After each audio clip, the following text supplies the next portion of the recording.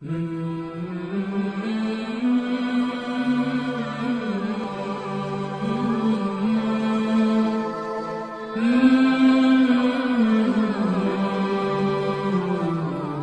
عليكم ورحمة الله وبركاته. نحمده ونصلي على رسوله الكريم. أما بعد فقد قال الله تعالى في القرآن العظيم وفي الفرقان المجيد بعد أعوذ بالله من الشيطان الرجيم بسم الله الرحمن الرحيم. நம்ம எல்லாம் முஸ்லிமாகவும் முஃமினாகவும் அதிலும் குறிப்பாக ரசூல் ஸல்லல்லாஹு அலைஹி வஸல்லம் அவர்களின் உம்மத்தில் ஒரு அங்கத்தினராக ஆக்கி வைத்தானே அந்த அல்லாஹ்வுக்கே எல்லா புகழும். அல்ஹம்துலில்லாஹ் அல்ஹம்துலில்லாஹ் அல்ஹம்துலில்லாஹ். மேலும் ஒரு காமிலான ஷேഖுடைய கரத்தை பிடிக்க செய்தானே அந்த அல்லாஹ்வுக்கே எல்லா புகழும். அல்ஹம்துலில்லாஹ் அல்ஹம்துலில்லாஹ் அல்ஹம்துலில்லாஹ். அல்லாஹ் தஆலா குர்ஆனிலே சொல்கிறான், யா அய்யுஹல்லதீன ஆமனூ லா யஸ்ஹர் கௌமம் மின் கௌமின் அஸா அன் யகூனூ கைரம் மின்ஹும். அல்லாஹ் தஆலா குர்ஆனில் உலகத்திலே பலவிதமான பாவங்கள் இருந்தாலும் பாவங்கள் ரெண்டு வகையா பிரிக்கலாம். ஒரு சில பாவங்கள் என்னன்னா அந்த ஒரு பாவம் செய்வதால அந்த ஒரு பாவத்தோட முடிஞ்சிடும். ஆனா ஒரு சில பாவங்கள் இருக்கு அந்த ஒரு பாவம் செய்வதால அந்த ஒரு பாவத்தின் காரணமாக பல பாவங்கள் வெளியாகும். உதாரணமா சொல்ல போனா ஒருத்தவன் அடிக்கிறான், அடிச்சா அந்த பாவம் எழுதப்பட்டுருச்சு. அந்த ஒரு பாவம் தான். ஆனா ஜமாவலிஸ்னு ஒரு சில பாவங்கள் இருக்கு அந்த பாவத்தோட காரணமாக பல பாவங்கள் வெளியாகும். உதாரணமா சொல்ல போனா போதை எடுத்துக்கலாம். இப்போ ஒருத்தவன் குடிக்கிறான், குடிச்சா அதுவே பெரிய பாவம். குடிச்சுட்டு அவன் என்ன பண்ணுவான், அவன் பாட்டுக்கு வளர ஆரம்பிச்சுவான். வளர்றது நானா சிஎம்னே சொல்லுவான், அது பொய், பாவம், பொய் சொல்லிட்டான். அடுத்து கெட்ட கெட்ட வார்த்தைகள் பேச ஆரம்பிச்சிருவான், அது ஒரு பாவம். அடுத்து ஒண்ணு சொல்ல போனா போதையில இருக்கும் போது தாய்க்கும் மனைவிக்கும் கூட வித்தியாசம் தெரியாம போயிடும், அது மகாபெரிய பாவம். தொழுவ முடியாது, பாவம். இந்த மாதிரி ஒரு பாவத்தினால வெளியாகுது பல பாவங்கள் வெளியாகும். அந்த மாதிரியான ஒரு பாவம் தான் பிறரை இழிவுபடுத்துவது. உதாரணமா சொல்ல போனா பனி இஸ்ராயேலர்கள் கூட்டத்துல யூதர்கள் வாழும் போது ஒரு கடைவீதி இருந்துச்சு.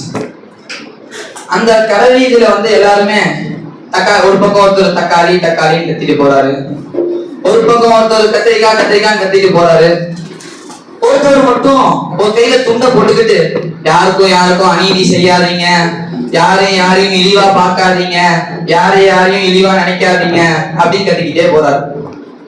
ஆனா உள்ளவங்க எல்லாம் பாக்குறாங்க, என்னடா இவர் மட்டும் வித்தியாசமா சொல்லிட்டு இருக்காரு. எல்லாரும் அவங்களோட பொருட்களை வைக்கிறதுக்காண்டி சொல்லிட்டு இருக்காங்க, இவர் மட்டும் யாருக்கும் அநீதி செய்யாதீங்க, யாரையும் இழிவா நினைக்காதீங்கன்னு சொல்றாருன்னு போனா அவங்களோட சம்பவத்தை கேட்கிறாங்க. அவர் முந்தைய காலத்துல ஒரு படை வீரராக இருந்திருக்காரு. அப்ப அந்த படையில இருந்து ஒரு வீட்டுக்கு போகும்போது ஒரு கடலோரமா ஒரு ஏழை மீனவன் இருக்கான், ஒரு மீன் குடிச்சிட்டு இருக்காரு. இவர் அந்த வழியா வராரு. வரும்போது அந்த இடத்துல இருந்து ஒரு மீன் கொடுப்பா அப்படின்னு கேட்கிறாரு. அவர்கிட்ட இருந்தது ஒரு மீன். அந்த மீனை கேட்கும் போது இது 4 திருவம் அப்படின்னு கேட்கிறாரு. 4 திருவம் தர முடியாது, மீனை கொடு அப்படின்னு கேட்கிறாங்க. அவரும் சொல்றாரு, இன்னைக்கு ஃபுல்லா ஒரு மீன் தான் நான் பிடிச்சிருக்கேனே, இந்த ஒரு மீனை வித்துட்டு போனாதான் என் வீட்டுல மனைவி பிள்ளைங்க எல்லாம் இருக்காங்க, அவங்களுக்கு எல்லாம் சாப்பாடே வாங்க முடியும் அப்படின்னு சொல்றாரு. அதெல்லாம் முடியாது. இவரு ராணுவத்துல இருந்த ஒரு ஆளு பலசாலி, அவர்கிட்ட அடிச்சு மீனை பிடிக்கிட்டு போயிட்டாரு. அவரும் போயிட்டாரு, மீனை பிடிக்கிட்டு போய் வீட்டுல நல்லா சாப்பிட்டாரு. சாப்பிட்டு முடிக்கிறாரு அந்த மீனை. கடைசியா ஒரு சின்ன முள் மட்டும் உள்ள கையில போய் குத்திருச்சு. அவரும் முள்ள பிடிக்கி போட்டு அவர் பாட்டுக்கு போயிட்டார். ஒரு வாரம் ஆகுது, வலி ஜாஸ்தியாகுது, கொடூரமா வலிக்குது. போய் டாக்டர்கிட்ட போறாரு. லேட் பண்ணிட்டீங்க, நீங்க அந்த முள்ளு குத்தி உங்க சீ பிடிச்சிருச்சு, அந்த ஒரு விரலை எடுத்துதான் ஆகணும், வேற வழியே இல்லை அப்படிங்கிறாரு. எடுக்கிறாங்க. திரும்பி ஒரு வழி வருது, போய் டாக்டர்கிட்ட போறாரு. ஒரு மணிக்கட்டு கையே எடுத்துட்டாங்க. திரும்பியும் வலி வருது, ஆனா கையே போயிருச்சு.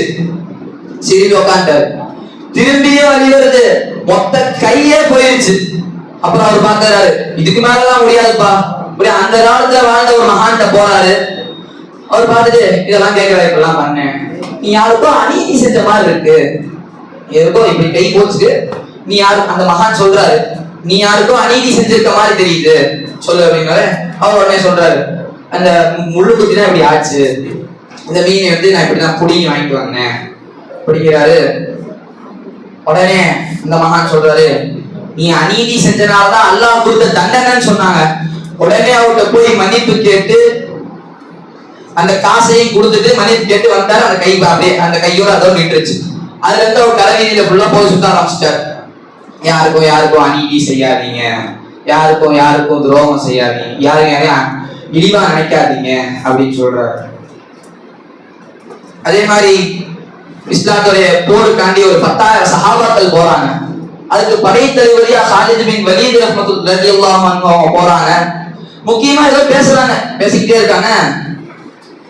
அப்துல்லா பின் அவுஃப் ரலியல்லாஹு அன்ஹு நினைக்கிறேன், அவங்க வந்து கூப்பிடுறாங்க ஹாலித் பின் வலீத் ரலியல்லாஹு அன்ஹு. திரும்பி கூப்பிடுறாங்க, முக்கியமா பேசுறாங்க. திரும்பி கூப்பிட்டோன்னே கோபமா திரும்பி, ஏ கருப்பு அடிமையே போ அங்கிட்டு அப்படிங்கிறாங்க. அவங்க ரொம்ப மனசு வருத்தமா போயிட்டாங்க. என்னடா கருப்பு, நம்ம இஸ்லாத்துக்கு முன்னாடி நான் கருப்பு அடிமையா இருந்தேன், ரசூலுல்லாஹ் வந்து நான் முஸ்லீமானவன எல்லாரும் சமான்னு சொல்லிட்டாங்க, திடீர்னு இப்படி என்னை கருப்பு அடிமையேன்னு சொல்லிட்டாரு அப்படின்னு சொல்லி ரொம்ப வருத்தம் வர்றாரு. அவர் போய் ரசூலுல்லாஹ்ட்ட போய் சொல்றாங்க, ரசூலுல்லாஹ் நீங்க இப்படி சொல்ல போது நான் ஹாலித் பின் வலீத் நான் கூப்பிட்டுட்டே இருந்தேன், என்னை எல்லாத்துக்கு முன்னாடியும் கருப்பு அடிமையேன்னு கூப்பிட்டாங்க, ரொம்ப வருத்தமாயிருச்சு. ரசூலுல்லாஹ் அங்க ஹாலித் பின் வலீத் அவங்க இல்ல அந்த இடத்துல. ரசூலுல்லாஹ் பார்த்து சொல்றாங்க, இந்த சஹாபி என்னைக்கு ஹாலித் பின் வலீத் அவங்க பொருந்திக்கிறாங்களோ அன்னைக்கு வரையும் அல்லாஹ்வோட பொருந்திக்க மாட்டான்னு சொல்றாங்க. உடனே ஹாலித் பின் வலீத் அவங்க பதறி போறாங்க. அதை கேட்டுட்டு ஒருத்த சஹாபாக்கெல்லாம் போய் அவங்கள சொல்றாங்க. அதை கேட்டு பதறி போய் அந்த அடிமை இருந்தாங்கல்ல, முன்னாடி அடிமையா இருந்தோம் அந்த சஹாபியோட வீட்டு வாசல்ல போய் படுத்தாங்க. யாரு? இஸ்லாத்துடைய மிகப்பெரிய போருக்கெல்லாம் தளபதியா இருந்தவங்க ஹாலித் பின் வலீத் ரலியல்லாஹு அன்ஹு. அவங்க போய் அந்த ஏழை சஹாபி வீட்டுல போய் படுத்துட்டாங்க. படுத்தவங்க சஹாபி வெளியே வராங்க. என்ன ஹாலித் ரலியல்லாஹு அன்ஹு இங்க வந்து படுத்துட்டீங்க, நீங்க என்னை பொருந்திக்காத வரைக்கும் அல்லாஹ் பொருந்திக்க மாட்டேன்னு ரசூலுல்லாஹ் சொன்னாங்களாமா? ஆமா. அப்ப உங்க காலை என் வாயில வச்சு உங்களை பொருந்திக்கிட்டேன். என்னது? உங்க காலை என் வாயில வச்சு என்னை பொருந்திக்கிட்டேன் அப்படின்னு சொல்லுங்க. அவங்க முடியாதுங்கிறாங்க. இல்ல நான் அப்படிதான் பண்ணணும். இவங்க முடியாது, ரொம்ப நேரம் பேசுறாங்க. ஒரு கடைசியா அவங்களோட கட்ட விரல வாயில இப்படி வச்சு அழுத்தி விட்டு நான் அவங்களை பொருந்திக்கிட்டேன் அப்படின்னு சொல்றாங்க. அதே மாதிரி இன்னொரு சம்பவத்துல பொருந்திக்கிட்டேன் அப்படிங்கிறாங்க. இன்னொரு சம்பவத்துல இப்ப நம்ம எல்லாம் பஸ்ல எல்லாம் ஒன்னா போறோம்ல, பஸ்ல எல்லாம் 40-20 பேரு, கார்ல 6-7 பேர் அப்படி போறோம்ல. அந்த மாதிரி சின்ன படகுல வந்து ஒரு கரைக்கும் இன்னொரு கரைக்கும் போறதுக்காக ஒரு 4-5 பேர் எல்லாம் ஒரு படகுல போவாங்க, சின்ன படகு. அதுல ஒரு 5-6 இளைஞர்கள் ஏறுறாங்க. அதுல ஒரே ஒரு அவுலியா, ஒரு மகான் ஏறுறாங்க. 5 இளைஞர்கள். அவங்க எல்லாம் யாருன்னா இந்த அவுலியாக்களை எல்லாத்துக்கும் பிடிக்காதவங்க, எதிர்க்கிறவங்க. ஃபர்ஸ்ட் ஆரம்பத்துல உட்காடுறாங்க. ஃபர்ஸ்ட் கண்ணை காட்டி கிடைக்கிறாங்க, கேலி பண்றாங்க, கண்ணை காமிச்சு எல்லாம் காமி. அவங்க அல்லாவோட திக்கிறதே இருக்காங்க, அமைதியா உட்காந்துருக்காங்க. கொஞ்ச நேரம் போது யாரையோ திட்டுற மாதிரி திட்டுறாங்க, திரும்பி அல்லாவோட திக்கிறதே உட்காடுறாங்க. இன்னும் கொஞ்ச நேரம் போது அவங்க பார்த்தே திட்டுறாங்க, திரும்பி அல்லாவோட திக்கிறதுல உட்காடுறாங்க. ஒரு சில பேர் ஆரம்பிச்சாங்க எதிர்ச்சியா அவங்களே அடிக்கவே ஆரம்பிச்சிட்டாங்க, சும்மா அடிக்க ஆரம்பிச்சிட்டாங்க. திரும்பி அவங்க எதுவுமே பண்ணல, அல்லாஹ்வுடைய திக்ர்ல இருக்காங்க. ஒருத்தர் அந்த இளைஞர்ல ஒருத்தவன் என்ன பண்ணான்னு தெரியுமா? எங்க ஊர்ல புள்ள இப்படிதான் எப்படி புடுவாங்கன்னு தெரியுமா, நீங்க பாக்குறீங்கன்னு சொல்லி அவங்களோட தலையை முடி அப்படியே புள்ள புடுங்குற மாதிரி புடுங்கினான். புடுங்கும் போது அவன் கண்ணுல இருந்து ஒரு சொட்டு தண்ணி வந்துருச்சு. உடனே அல்லாஹ்வுடைய உத்தரவு வந்துருச்சு, நீங்க என்ன கேட்டாலும் உடனே அப்படியே செய்யறேன். அவன் உடனே பார்த்து, உங்க எல்லாத்தையும் அவுலியாவாக்கிறியா அல்லாஹ் அப்படிங்கிற. உடனே எல்லாரும் ஹிதாயத்து கிடைச்சது. அவங்கள்ட்ட மன்னிப்பு கேட்கிறாங்க. இப்ப இந்த 3 சம்பவம் சொன்னேன்ல, 3 சம்பவம் சொல்லிட்டே போயிட்டேன். இந்த 3 சம்பவம் என்ன இருக்கு, இழிவுபடுத்துறதுக்கு என்ன சம்பந்தம் அப்படின்னா, ஃபர்ஸ்ட் என்ன பண்ணாரு அவரு, பனி இஸ்ராயேல் கூட்டத்துல கையை வந்து போனாரு. ஏன் அவருக்கு அநீதி செஞ்சு புடுங்கினார்ல, ஏன் எப்படி புடுங்கினாரு? அவருக்கு மேல் ஒரு அதிகாரிகிட்ட அவர் கொடுக்க முடியுமா? கொடுக்க முடியாது. அவரு சாதாரண ஏழை மீனவன். ஏன் அநீதி செஞ்சாரு? இவெல்லாம் என்ன பண்ணிடுவான் அப்படின்ற அவரை இழிவா பார்த்தாரு. இழிவா நினைச்சனாலதான் அவருக்கு அநீதியே செஞ்சாரு. இழிவா நினைக்கலன்னா அநீதி செஞ்சிருக்க மாட்டாரு. எப்ப இழிவா நினைச்சாலோ அநீதி செஞ்சாரு. அல்லாஹ் தஆலா ஒரு முள்ள கொண்டு அவர் கையில எடுத்துட்டான் அப்படின்னு சொன்னாங்க. அதே போல ஹாலித் பின் வலியல்லாஹு யாரு? பெரும் பெரும் போர் இஸ்லாத்துடைய பெரும் பெரிய வெற்றிக்கு காரணமானவங்க. ரசூலுல்லாஹ் என்ன சொன்னாங்க? ஒரு சின்ன சஹாபிய திட்டாங்க. அது என்ன நினைச்சாங்க? அவங்க இழிவானவன் தான் திட்டாங்க. வேற யாராவது உமர் நாயகத்தையோ உஸ்மான் நாயகத்தையோ திட்டிட முடியுமா? அவங்க கருப்பு சஹாபின்னு சொல்லி திட்டினாங்கல்ல, உடனே ரசூலுல்லாஹ் எவ்வளவு கோவப்பட்டாங்க. அவங்க பொருந்திக்கிற வரைக்கும் அல்லாஹ் அவனை பொருந்திக்க மாட்டான்னு சொன்னாங்க ரசூல் ஸல்லல்லாஹு அலைஹி வஸல்லம்.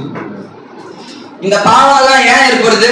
இந்த ஆரம்பத்திலே சொன்ன மாதிரி ஒரு போதையை குடிச்சனால போய் பேசுறான், கெட்ட கெட்ட வார்த்தையை பேசுறான், தொழுக முடியாது, ஒண்ணுமே பண்ண முடியாது. அந்த ஒரு குடினால மற்ற எல்லா பாவங்களும் ஏற்படுது. அந்த மாதிரி ஒரு சின்ன விஷயத்துல ஒருத்தவனை இழிவா நினைச்சானா, இழிவா நினைக்கிறதா அவனை அடிக்க தோணும். அவனை என்ன இவெல்லாம் என்னடா அடிச்சு போடுவோம்டா, அடிச்சிடலாம், அசால்ட்டா அடிச்சிடலாம், அசால்ட்டா திட்டலாம், புறம் பேசுறான். ரசூலுல்லாஹ் ஸல்லல்லாஹு அலைஹி வஸல்லம் சொன்னாங்க, அல்-கைபு அஷத்து மின அல்-கீபத்து அஷத்து மின ஸினா. புறம் பேசுவது ஜினாவோட கொடுமையானது. ஏன் ஒருத்தவன் புறம் பேசுறான் ஒருத்தவனை பத்தி? அவன் மேல நல்ல எண்ணம் இருந்தா புறம் பேச மாட்டான். அவன் மேல ஒரு நல்ல அதவான ஆளு அப்படின்னு நினைக்கும் போது யாரை பத்தி புறம் பேச மாட்டான். இவன் சரியில்லடா, இவன் தப்பானவனா, இவன் கெட்டவன்டா அப்படின்னு எப்ப நினைக்கிறானோ அப்பதான் புறம் பேசுவான். புறம் பேசினா என்ன? ஜினாவோட கொடுமையானது புறம் அப்படின்னு ரசூல் ஸல்லல்லாஹு அலைஹி வஸல்லம் சொன்னாங்க. அதே மாதிரி ரசூல் ஸல்லல்லாஹு அலைஹி வஸல்லம் சொன்னாங்க, ஒரு முஸ்லிமை திட்டுவது பெரும் பாவம், அவர்கிட்ட சண்டையிடுறது குஃபருக்கு சமம் அப்படிங்கிறாங்க. குஃபர்னா என்ன? முஸ்லிமே இல்லாம மாதிரி. ஏன் ஒருத்தவன் முஸ்லிமை திட்டுறான்? அவன் மேல என்ன இழிவான பார்வை இருக்கு, இவெல்லாம் என்னடா அப்படின்னு நினைக்கும் போது தான் திட்டுவான். ஏன் அவன் மேல சண்டை போடுறான்? இவெல்லாம் என்ன பண்ணிட முடியும் அப்படிங்கிற ஒரு இழிவான பார்வை இருக்கிறதுனாலதான் அவன்கிட்ட சண்டை போடவே துணிறான். அவன் மேல நல்ல எண்ணம் தான் யாரை பத்தி புறம் பேச மாட்டாங்க. எப்ப ஒருத்தவனுக்கு இழி வருது? அல்லாஹ் குர்ஆன்ல சொல்றான், யா அய்யுஹல்லதீன ஆமனூ லா யஸ்ஹரூன கௌமம் மின் கௌமின் அஸா அய்யகூனு கைரம் மின்ஹும். யா அய்யுஹல்லதீன ஆமனூ லா யஸ்ஹர், மட்டமாக யாரையும் நினைக்காதே அப்படின்னு அல்லாஹ் சொல்றான் குர்ஆன்ல. அப்புறம் அதே ஆயத்துல தொடர்ச்சி அல்லாஹ் சொல்லிட்டே வரான், வலா தனாபுலு பில் அல்காபி பிஸ இஸ்லாமில் ஃபுசூக பஅத ஈமான். ஒருத்தவனை அல்லாஹ் ஒருத்தவங்களுக்கு ஒரு குறைகளை ஏற்படுத்தும். ஒவ்வொரு மனுஷனுக்கும் அல்லாஹ் ஒவ்வொரு குறைகள் ஏற்படுத்தும். ஒருத்தவன் குண்டா இருப்பான், ஒருத்தவன் ஒல்லியா இருப்பான், ஒவ்வொருத்தவங்க ஒவ்வொரு மாதிரி இருப்பான். அல்லாஹ் ஏற்படுத்தின குறைகள்.